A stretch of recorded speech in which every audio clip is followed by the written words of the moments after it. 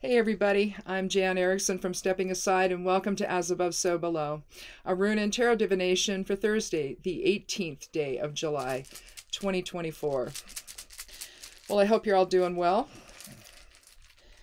We are in the 90s here still, so whatever the weather app that you happen to have open says that you can add 4 degrees, and that's where it'll be here at our house. So maybe it's over 100, I don't know. We're going to start with Ansus today for the higher self rune for the above side from the Elder Futhark. Ansus is the 4th rune from the Elder Futhark, and it's essentially considered to be Odin's rune. And so it's about spiritual communication, eloquence, divine message, clarity from higher self. So again, Ansus. So essentially, today, we should probably be mindful, paying attention to what higher self has to say about something and not allowing the reactive ego to take over. Step back. You start to react, just wait. And try to see the whole picture. Try to see the message behind things. If somebody's upset and they're acting in a way that's normally not how they act. It could be that there's more going on there that meets the eye. It'd be that kind of thing, right? So really, really think before you react today. We'll say that. And then as far as the Geomancy rune goes, let's put these in the order of fire, air, water, and earth. Well, we have Albus.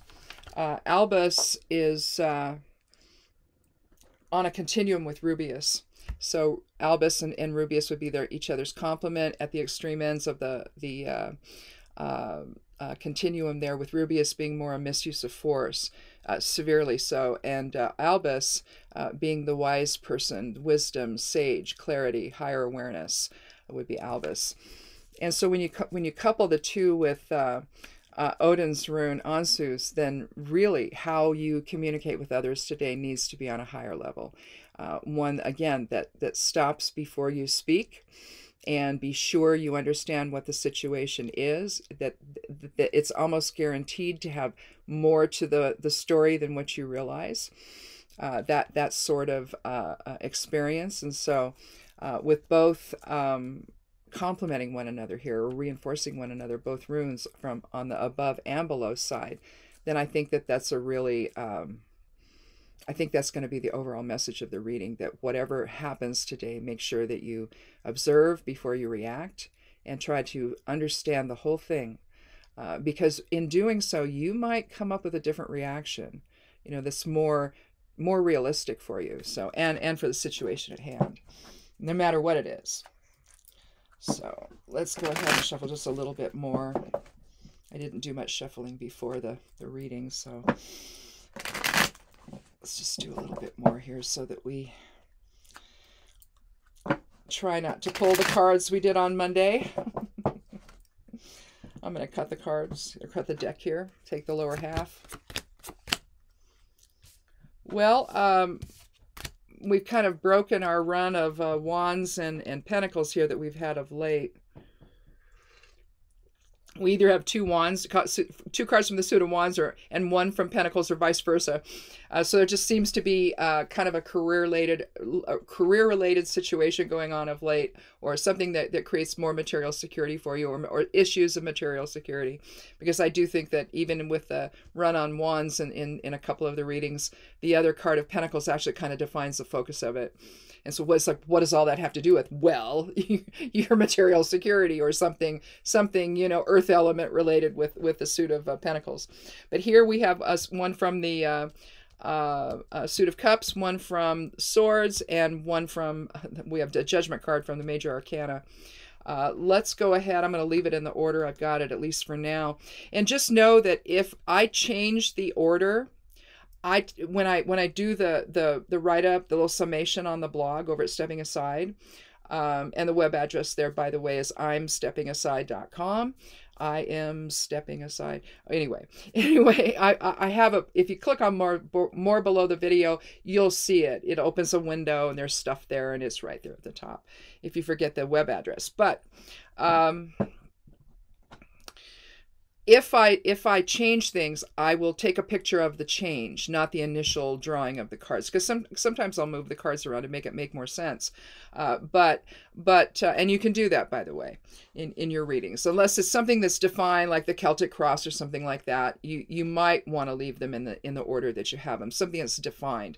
But on just a 3-card reading where there's no, you're not trying to get at anything specific, then move them around if you like, if it seems to make more sense to you.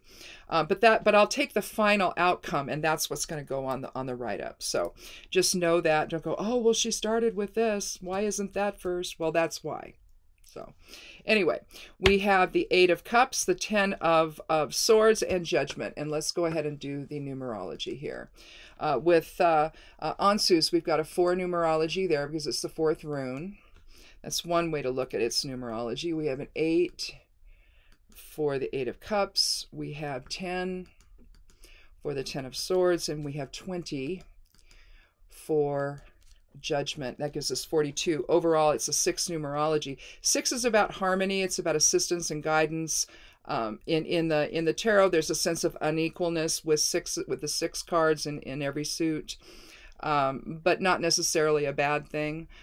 Just a sense of unequalness. Like on the 6 of Wands, you've got the man of means, the lord of the manor, or the king. He doesn't have a crown on, so I don't know that it's necessarily the king, although it could be. He's riding on a horse where everybody's walking down below him, so there's unequalness there. The 6 of Pentacles, you see a man of means offering coins to 2 guys on the ground, so obviously big difference there. But that's just 2 examples of that.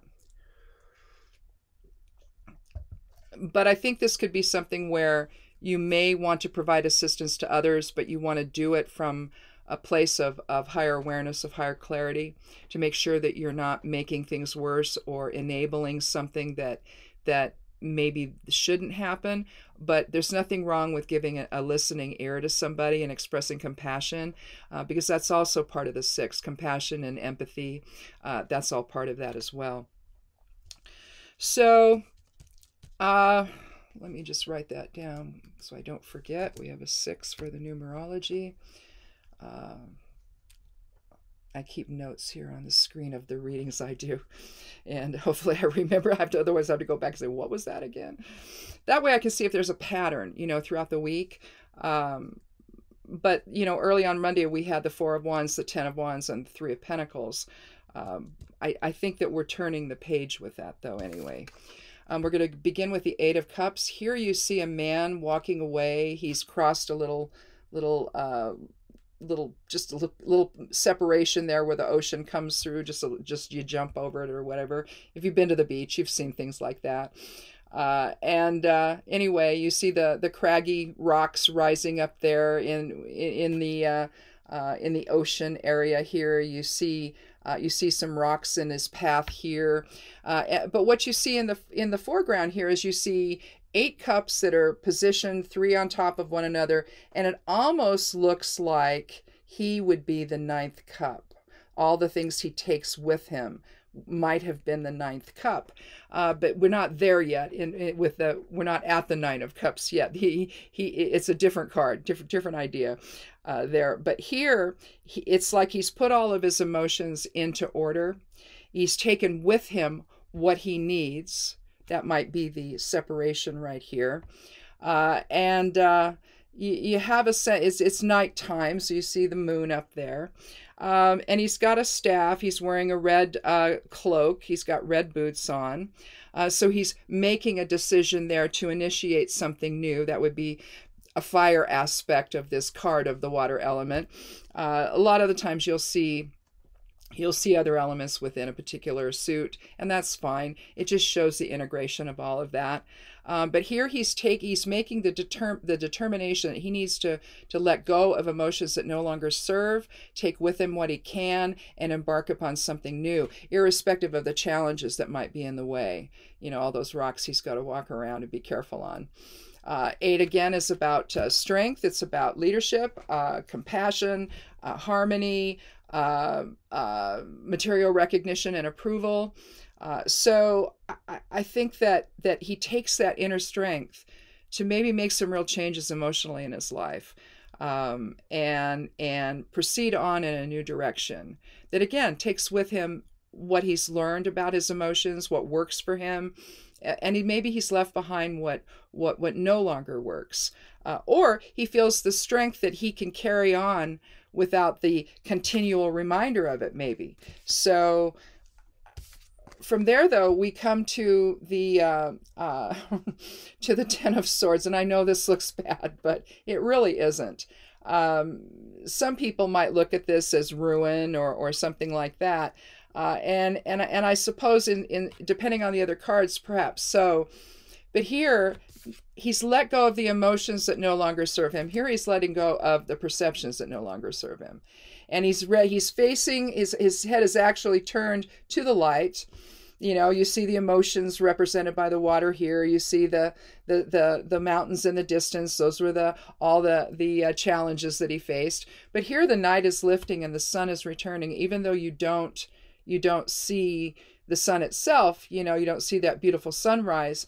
Here it's because it's not there yet. But the light's returning, and so higher awareness is returning. With the 10, you're looking at endings and beginnings.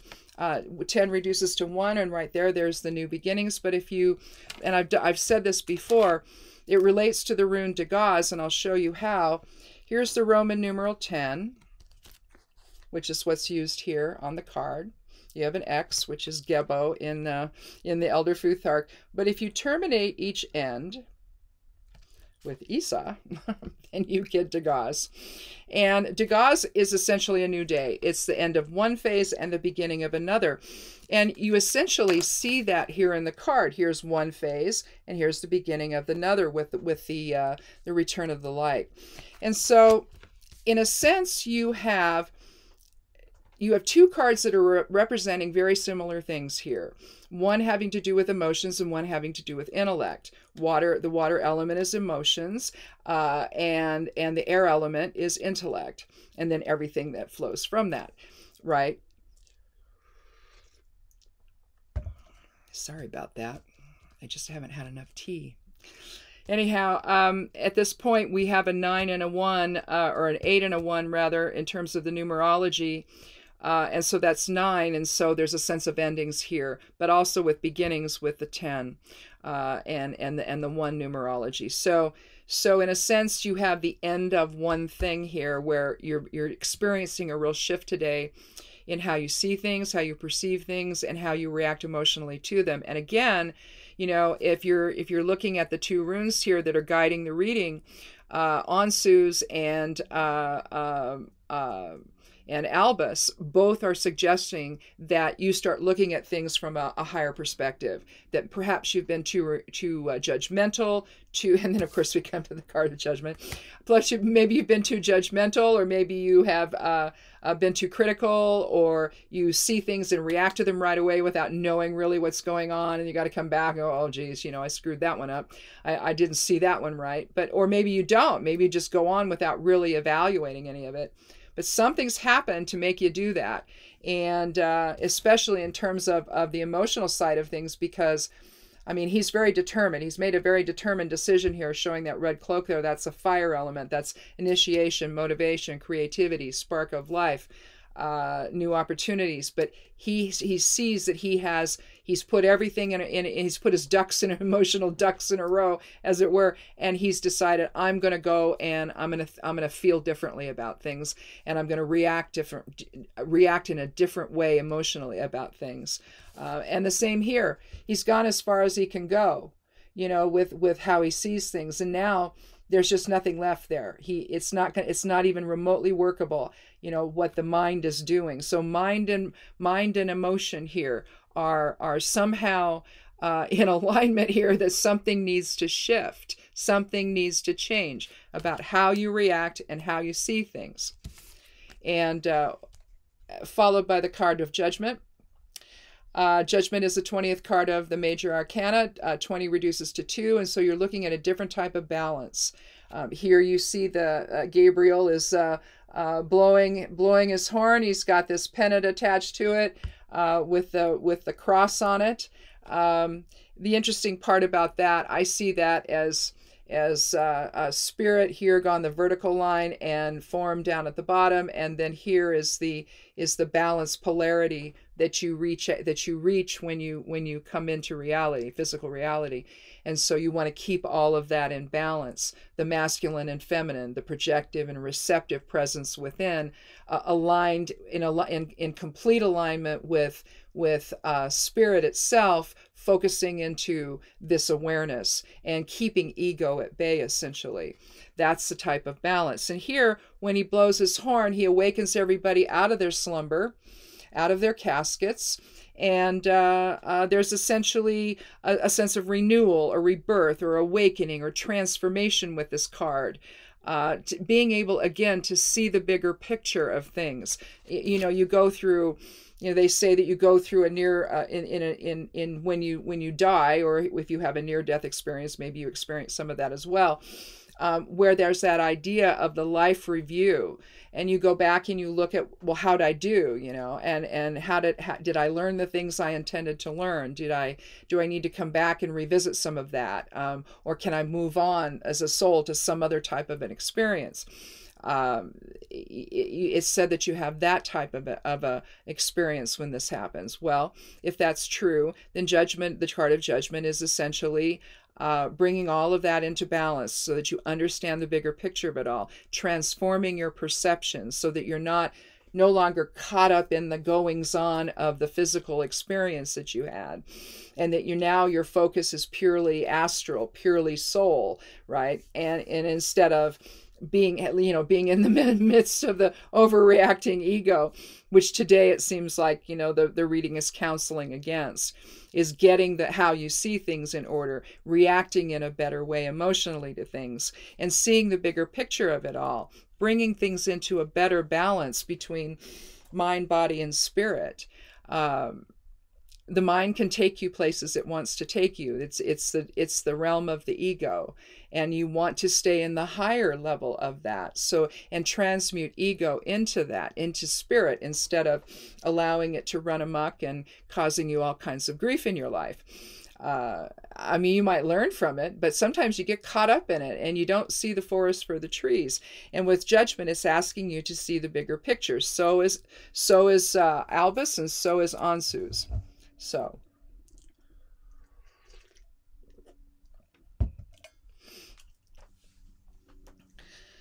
I think then with the 6 numerology, then you're looking at a more, in other words, if this involves, say, an interaction with somebody who needs a friend, needs someone to listen, or somebody maybe you encounter that's upset, to see beyond the moment of being upset and try to find out what's really going on with them. Where is this coming from?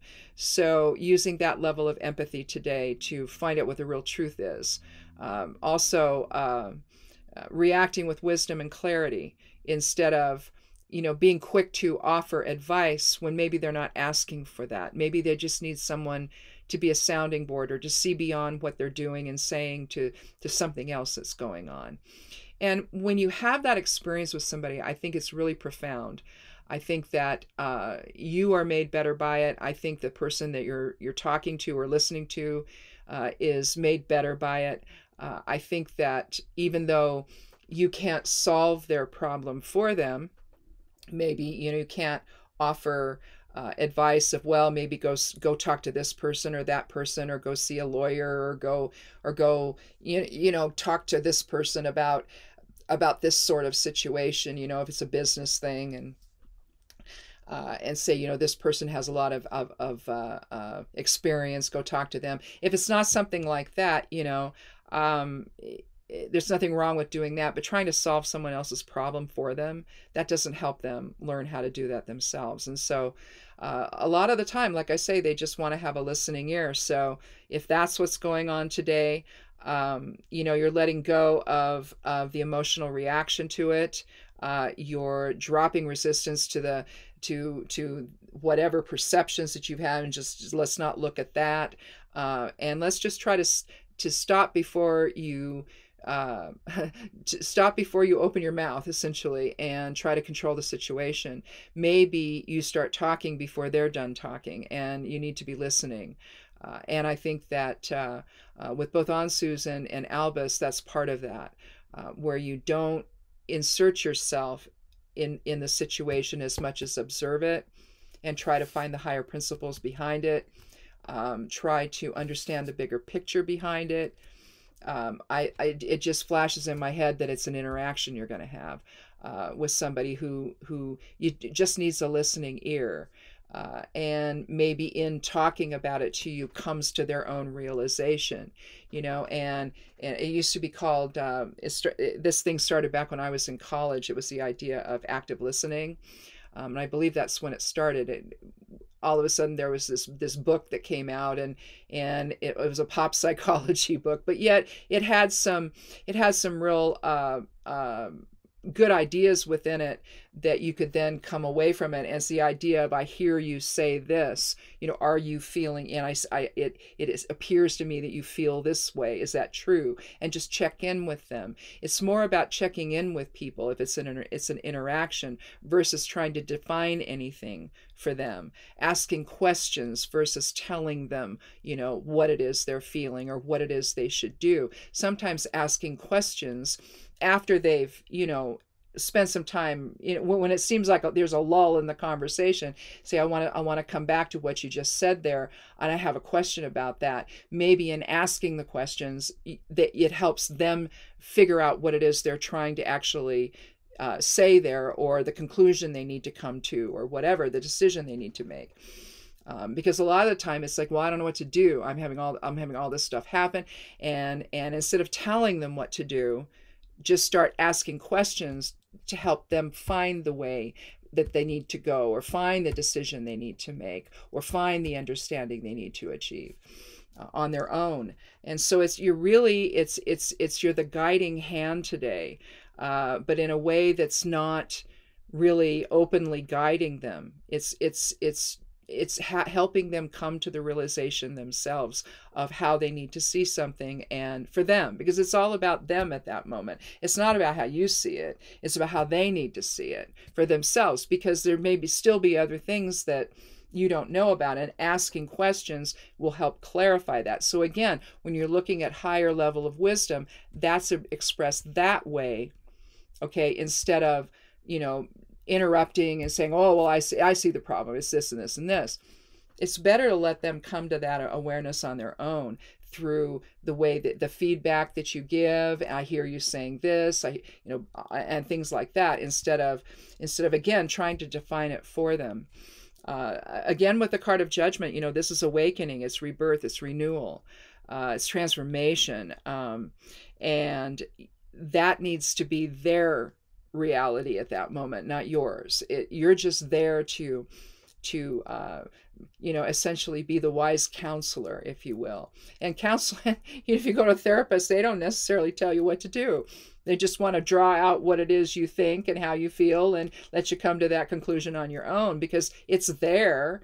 They just don't see it. They're caught up in the emotion of it or the reaction to it, and they can't define it very well for themselves. And so again, I find it interesting that we have the 8 and the 10 here, the 8 of Cups and the 10 of Swords, because if you just look at the numerology there, that's a 9. So there's a sense of endings in both of them. You're ready to let go of the emotional reaction. You're ready to, let go of of how you see things, of your perceptions. So you have both emotion and mind, or emotion and intellect, and you need to let that go and hang on to the higher awareness side of things, where you're not judging the situation for that person.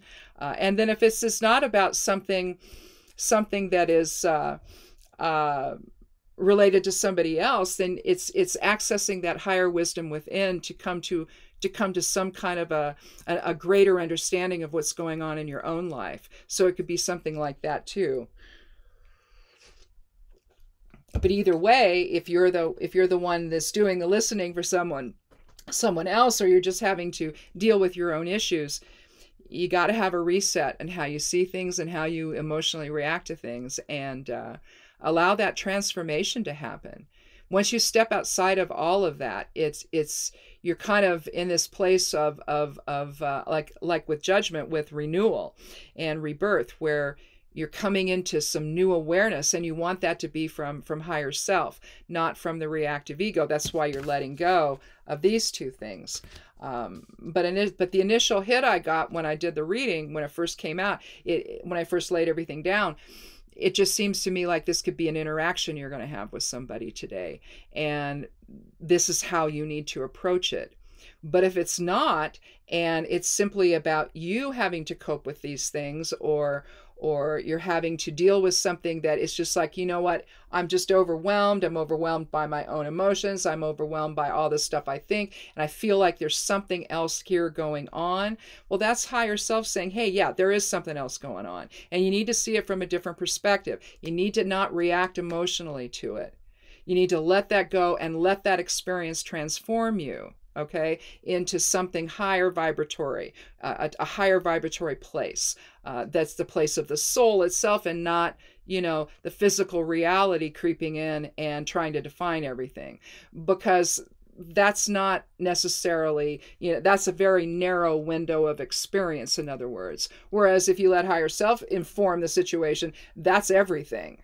Right? And you may come away with a totally different perspective at that point. I mean, typically that's what happens. Maybe you do that through meditation. Maybe you just sit and you just maybe take a walk or something, and you give yourself a chance to let your emotions settle, your mind come to rest, and maybe suddenly you start to think about things a different way and feel about things a different way. And when that happens, you're letting go of the stuff that's, you know, sort of been your foundation, and maybe that's not workable anymore. Maybe it's time to let the light in and to see things emotionally from a different perspective than what you typically go to. So either way you want to look at this, whether it's an inner experience or an external experience, it's kind of the same thing. All right, whether you're providing that sense of strength, that inner strength and higher awareness that then, you know, impacts that other person, or you're using that to impact your own experiences and allowing that transformation of that's found in the judgment card, the awakening, the enlightenment. It's almost like we should have gotten a master number 11 like we did on Monday as the overall numerology, and then that would really dovetail it together to say, yeah, this is a soul type of an awakening experience that's then going to inform your experiences here in physical reality. You see what I'm saying? So either way you want to look at it, it's kind of the same thing. It's just one's expressed inward and one's expressed outward to somebody else. So, but the same sort of thing that it's suggesting today. So I hope that resonates today for any of you, all of you, even just one of you. That's okay. If it helps just one person, I'm happy. But I think that this is something, though, that we can all benefit from, whether there's something to think about or not, you know, whether you're dealing with something or not, just to consider this idea that, you know, letting higher self inform how you see things and how you react to things, instead of the ego doing it. Ego's not going to tell you the truth about things. It's going to be a very narrow perspective, and it's not going to be the higher perspective that soul gives. So, and since that's what we are, our souls inhabiting these bodies, at least in my opinion, I think that at some point we, especially during this time in our lives, this moment in our lives, where there's so much deception, there's so much personal agenda at work, there's so much overreaction. It's like everybody needs to take a breath, you know, and figure out what's really going on here. Just step away from how you might have always seen something. Step away from how you might have emotionally reacted to things, and just, you know, let it all settle and think about it a different way, from a bigger picture sense. Try to understand the whole picture instead of, you know, the whole message, instead of just that little piece that you're reacting to, because I guarantee you it's just a piece. It's not the whole thing. And see if you don't see things or react to things a little bit differently going forward. So that would be the overall message for everybody, whether there's something specific in your life happening today or not. So anyhow, I think that's it. I don't think we need to draw another card. I think we did it. keep in mind now, all the new stuff on the blog comes out in the midnight hour Sunday morning. The forecast will be out, the astrological overview, the maybe the last card, or maybe there's one more card in the Exploring Tarot series. That'll be out. Also, yeah, I think there's one more after that one, pretty sure. Yeah, I think there's one more major arcana card that I'll do, and then that'll be over with. And also the correspondences for Work and Magic. That's all there. So check all that out if you're magically inclined. It's just a nice little cheat sheet to go off of for each day, in terms of how you want to craft a spell, and see what the variables are that'll either support it or suppress it. You know, if you're trying to do like a healing ritual, well, is this a good day, or should I do it tomorrow, or can I do it in a particular hour of, you know, whatever, or, you know, Jupiter maybe, or something like that. And you find out, and it'll show, I have the charts up, it'll show all of that, because what my charts look like are a little bit different than what just an astrological chart would show. So all that stuff's on there, and you can see that. I think I may start putting out a post. I know I'm doing that for, I think, next week. I don't think it's this week. I think it's this coming week. It's the following week, where I have just a post that shows the planetary hours for each day. But again, you know, it's just a tool to use if you want to. But anyhow, that's all up there. And if you also like to read other platforms, I'm also on Patreon, Medium, and Substack. So Substack is it's all under my name, but otherwise, I think on Substack you might be also be able to search it out for Witch Notes. I actually wrote a book of correspondences called Witch Notes, and so when this is, well, you have to title your Substack. It's like, okay, well, really, all I'm doing is doing Witch Notes. So I used to do a series on the blog called that, and then I just published a book on it. So, well, not just, but a couple years ago. But then anyway, I just decided, well, that's the one I'll use, and because there's some consistency between that and my name. So I did that. So it's called that too over there on Substack. But I really should probably call that on the Patreon as well, but I didn't. But anyway, that's it, I guess. That's all I need to tell you. Have a wonderful weekend, and come back again on Monday for another edition of As Above, So Below. Be good to yourself, be good to one another, and blessed be.